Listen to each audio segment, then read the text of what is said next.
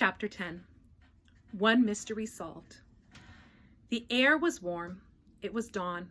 Far away, a dog barked. "I think that's Henry's barking," Annie said. "We did come home." They both looked out the treehouse window. "That was close," said Jack. In the distance, streetlights lit the streets. There was a light on in their upstairs window. "Uh-oh," said Annie.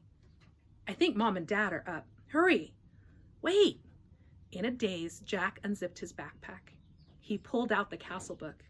It was quite wet, but Jack placed it back with all the other books.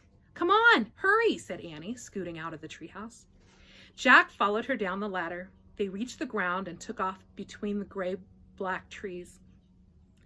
They left the woods and ran down their deserted street.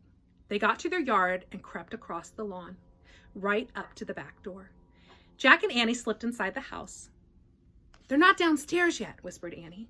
"Shh," said Jack. He led the way up the stairs and down the hall.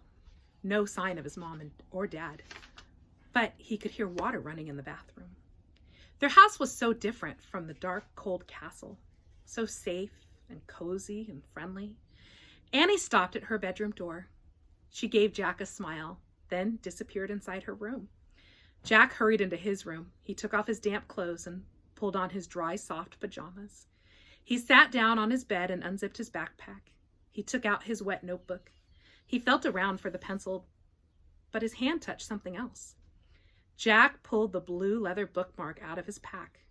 It must have fallen out of the castle book. Jack held the bookmark close to his lamp and studied it. The leather was smooth and worn. It seemed ancient. For the first time, Jack noticed a letter on the bookmark. A fancy M. Jack opened the drawer next to his bed. He took out the gold medallion. He looked at the letter on it. It was the same letter M. Now this was an amazing new fact. Jack took a deep breath. One mystery solved. The person who had dropped the gold medallion in the time of the dinosaurs was the same person who owned all the books in the treehouse. But who was this person? Jack placed the bookmark next to the medallion, and he closed the drawer. He picked up his pencil. He turned to the least wet page in his notebook, and he started to write down this new fact. The same. But before he could draw the M, his eyes closed.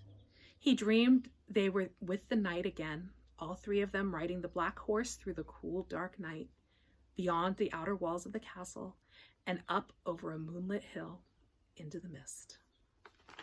The end.